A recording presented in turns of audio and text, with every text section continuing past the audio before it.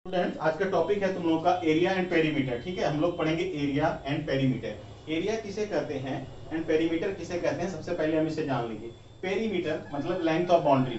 जैसे अगर ये एक स्क्वायर है तो इसका जो लेंथ है इसके बाउंड्री का, ये कंप्लीट, जैसे ये चारों जो है इसको हम लोग क्या कहेंगे, पेरीमीटर कहेंगे। जैसे अगर ये एक साइड ए है, स्क्वायर का चारों साइड इक्वल होता है तो ये ए कहलाएगा। ठीक है, ए अगर हम इसके साइड को एक को अगर कंसीडर करते हैं, ए है तो चारों साइड ए हो गया। ठीक है, तो perimeter means length of boundary. ठीक है, लेंथ ऑफ बाउंड्री यानी इसका अगर पेरीमीटर क्या हो जाएगा स्क्वायर का, ए प्लस ए प्लस ए प्लस ए मींस 4a, यानी 4 इंटू ए। ठीक है, इस तरह से ये स्क्वायर का पेरीमीटर कहलाएगा। इस तरह से हमने स्क्वायर का पेरीमीटर देखा। अब अगर हम रेक्टेंगल का पेरीमीटर देखेंगे, रेक्टेंगल का पेरीमीटर देखेंगे, ये अगर लेंथ है, ठीक है, ये ब्रेड्थ है, तो इसका पेरीमीटर क्या होगा, लेंथ ऑफ बाउंड्री ये ना। ठीक है, लेंथ ऑफ बाउंड्री, इसका पेरीमीटर क्या होगा, सबको हम ऐड कर देंगे, क्या हो जाएगा L plus B plus L plus B. ठीक है, यानी 2L प्लस 2B, 2 कॉमन ले लेंगे, आ जाएगा L प्लस बी। इस तरह से हमारा पेरीमीटर का जो फॉर्मूला है रेक्टेंगल के लिए वो क्या हो जाएगा, 2 इंटू एल प्लस बी। ये हमारा रेक्टेंगल का फॉर्मूला होगा पेरीमीटर के लिए। ठीक है, और ये स्क्वायर का 4 इंटू साइड, अगर साइड ए है तो 4 इंटू ए। ठीक है, इस तरह से हम दो फिगर का यानी स्क्वायर और रेक्टेंगल का पेरीमीटर देख लिए हैं। अब हम लोग इसका एरिया देखेंगे। ठीक है, अब एरिया देखेंगे हम किसका, स्क्वायर, रेक्टेंगल का, और जो भी शेप तुम लोगों के बुक में है, सिलेबस में है, उसको हम लोग देखेंगे। एरिया किस तरह से हम इसका फाइंड करेंगे। ठीक है, तो सबसे पहले हम जानेंगे कि एरिया किसे कहते हैं। ठीक है, एरिया किसे कहते हैं। Area the amount of surface enclosed bye a closed figure is called its area. Area हम किसे कहते हैं, या क्या लिखेंगे हम, the amount of the amount of surface enclosed the amount of surface enclosed by a closed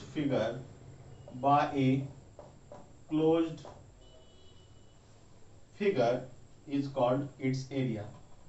Closed figure is called its area. देखो, area हम किसे कहते हैं कि अगर एक कोई क्लोज्ड कर्व है, वो जितना सरफेस लिया हुआ है, जितना सरफेस वो कवर किया हुआ है, उसे हम उसका एरिया कहते हैं।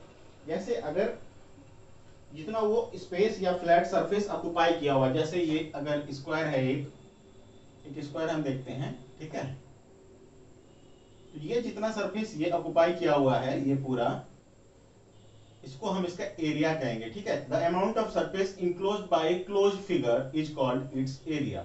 ठीक है, तो इसको निकालने का भी कुछ फॉर्मूला वगैरह होता होगा।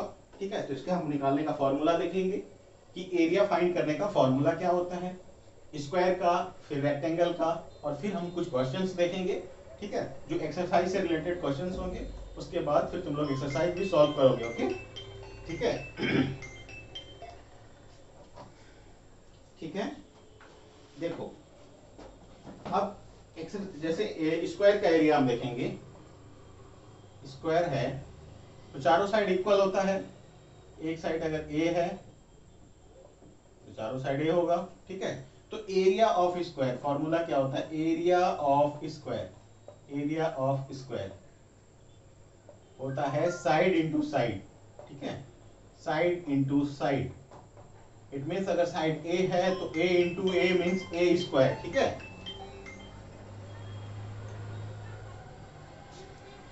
ए स्क्वायर। ठीक है, जैसे अगर साइड 4 सेंटीमीटर है तो क्या होगा, एरिया ऑफ स्क्वायर हो जाएगा। ठीक है, देखो, तो अगर इसका एक साइड 4 सेंटीमीटर है तो इसका एरिया ऑफ स्क्वायर क्या हो जाएगा, 4 इंटू 4, यानी साइड स्क्वायर हो जाएगा। ठीक है, यानी 4 का स्क्वायर मीन्स 4 इंटू 4 क्या हो जाएगा, दोनों सेम ही है, स्क्वायर मीन्स इसका 2 टाइम्स मल्टीप्लाई करना सेम, तो यह हो जाएगा 16, ठीक है 16 सेंटीमीटर। और चूंकि सेंटीमीटर है तो 4 का भी सेंटीमीटर और इस 4 का भी सेंटीमीटर हो जाएगा सेंटीमीटर स्क्वायर, इसीलिए हम एरिया ऑफ स्क्वायर क्या लिखे 16 सेंटीमीटर स्क्वायर, ठीक है। अब अगर ऐसा भी क्वेश्चन आ सकता है जिसमें तुम्हें area of square he given हो और साइड निकालना हो, तो हम कैसे फाइंड करेंगे, ठीक है। जैसे area of square he given होगा, जैसे उसके बाद हमें साइड निकालना है, ठीक है।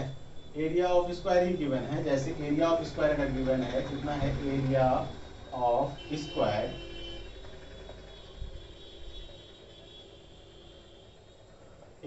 Square 64 centimetre square. तो हमें इफ एरिया ऑफ स्क्वायर इतना है तो हमें साइड निकालना, साइड क्या होगा, और तो उसी फॉर्मूला से हम फाइंड करेंगे area of square. Area of square equal to क्या होता है, साइड इंटू साइड, ठीक है। Area of square equal to side into side या साइड का स्क्वायर, ठीक है, साइड का स्क्वायर। एरिया ऑफ स्क्वायर कितना है 64 इक्वल टू साइड स्क्वायर, ठीक है। तो जब इस साइड से किसी भी एक साइड से अगर हम स्क्वायर को हटाते हैं तो उसके अपोजिट साइड वो अंडर रूट हो जाता है, ठीक है। देखो कि जैसे अगर हम एक साइड में साइड स्क्वायर है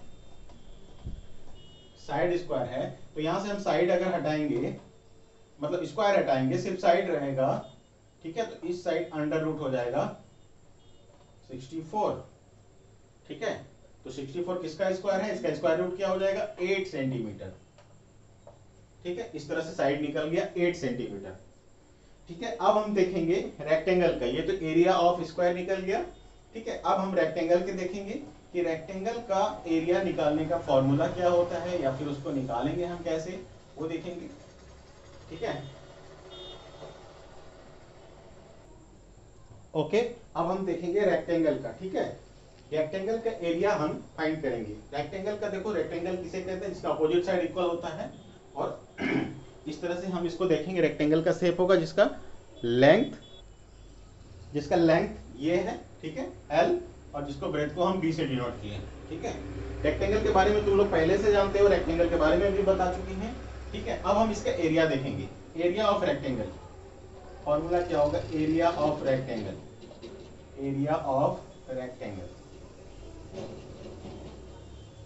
ठीक है। एरिया ऑफ रेक्टेंगल का फॉर्मूला होता है L इंटू बी, यानी लेंथ इंटू ब्रेथ, ठीक है। L into B simple formula है, L इंटू बी।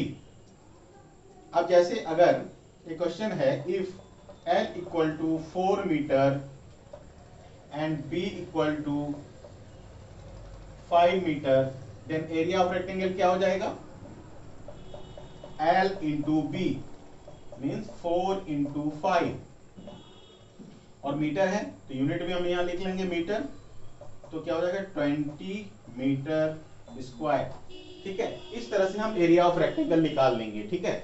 अब अगर एक क्वेश्चन इस तरह से भी आए जिसमें एरिया ऑफ रेक्टेंगल ही दिया हुआ हो और लेंथ और ब्रेथ में कोई एक दिया हुआ हो और उसमें से एक कोई फाइंड करना हो, तो फिर हम कैसे करेंगे। सेम फॉर्मूला रहेगा इसमें, देखो हम किस तरह से इसको चेंज करेंगे।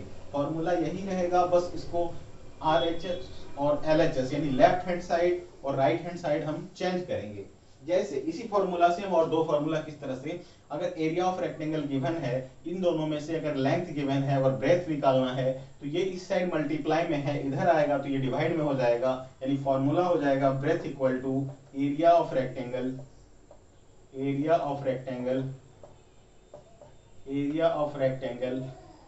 डिवाइडेड बाय क्या हो जाएगा, लेंथ, ठीक है। इसी तरह से अगर हम लेंथ के लिए निकालेंगे तो सिर्फ यहाँ चेंज हो जाएगा, ब्रेथ आ जाएगा, ठीक है। लेंथ के लिए निकालेंगे तो क्या हो जाएगा, L के लिए एरिया ऑफ रेक्टेंगल, यानी A से हम इसको डिनोट कर रहे हैं, तो यहाँ हो जाएगा ब्रेथ, ठीक है।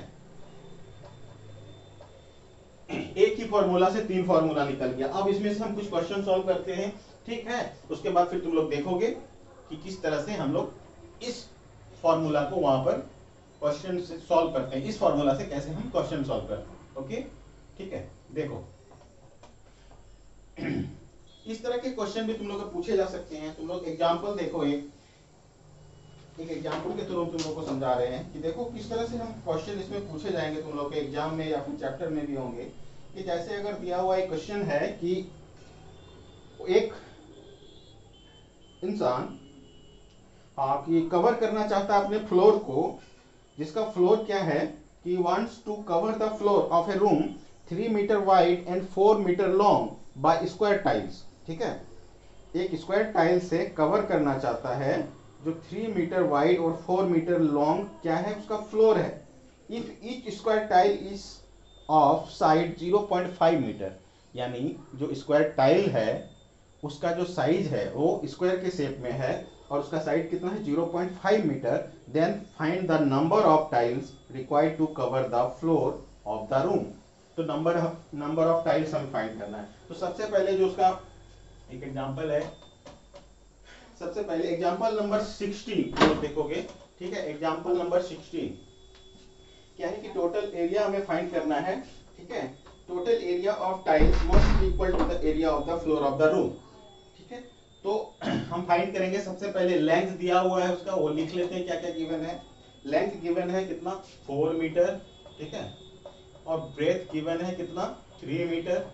तो अभी हमने जैसे तुम लोगों को बताया कि एरिया ऑफ रेक्टेंगल क्या होता है, वो रेक्टेंगुलर फ्लोर है, तो एरिया क्या हो जाएगा इसका L इंटू बी। ठीक है, यानी 4 into 3 equal to 12 metre square. ये ठीक है, ये एरिया निकल गया। फिर हम टाइल्स का एरिया निकाल लेंगे, क्योंकि टाइल का जो साइड है वो कितना है 0.5 metre. Area of 1 square tile निकाल लेंगे। एरिया ऑफ 1 स्क्वायर टाइल, ठीक है, एरिया ऑफ 1 स्क्वायर टाइल। तो स्क्वायर का जो एरिया है वो तुम लोग को पता है, अभी जैसे मैंने बताया क्या होता है side square, side into side. तो इसका साइड कितना है 0.5 है, तो 0.5 का स्क्वायर, ठीक है, यानी 0.25 और जो इसका यूनिट होगा मीटर है तो स्क्वायर मीटर या मीटर स्क्वायर। ठीक है, ये हो गया। अब हमें ये पता करना है कि जो रेक्टेंगुलर फ्लोर है उसमें नंबर ऑफ टाइल्स क्या लगेंगे। ठीक है, तो नंबर ऑफ टाइल्स रिक्वायर्ड। अब देखो नंबर ऑफ टाइल्स रिक्वायर्ड, कितने टाइल्स उसमें लगेंगे। तो जितने टाइल्स लगेंगे ये हम कैसे निकालेंगे, पहले पूरे फ्लोर का area divided by 1 square tile का एरिया, यानी टोटल जो एरिया है उस फ्लोर का डिवाइडेड बाय 1 स्क्वायर टाइल, तो निकल जाएगा। ठीक है, area of the floor, area of 1 tile, area of the floor, area of the floor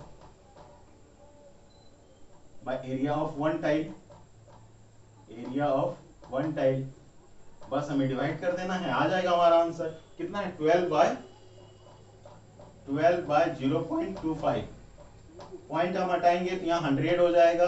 ठीक है, 24 इंटू 4 अगर करेंगे तो 100 हो जाएगा, 100 हो जाएगा। ठीक है, 12 इंटू 4 यानी 48, क्या हो जाएगा 48 टाइल्स। यानी इतने टाइल्स लगेंगे उस रेक्टेंगुलर फ्लोर को भरने में टाइल से। ठीक है, इस तरह से तुम लोग पूरे उस क्वेश्चन को सॉल्व कर लोगे। इसमें इस तरह के क्वेश्चन और भी एक्सरसाइज में तुम्हारे होंगे। ठीक है, देखो उसको क्या करना है, अगर इस तरह से कभी भी टाइल्स वगैरह कुछ निकालना होगा तो सबसे पहले हम उस क्वेश्चन को पढ़ेंगे। क्वेश्चन को पढ़ने के बाद देखेंगे उसमें क्या कहा है। अगर सबसे पहले रेक्टेंगुलर फ्लोर है तो हम उसे एरिया ऑफ रेक्टेंगुलर फ्लोर का जो एरिया ऑफ रेक्टेंगल का जो फॉर्मूला है उससे हम फाइंड कर लेंगे। ठीक है, और फिर टाइल्स का निकालने के लिए कहा गया है, टाइल्स अगर स्क्वायर के शेप में है तो एरिया ऑफ स्क्वायर।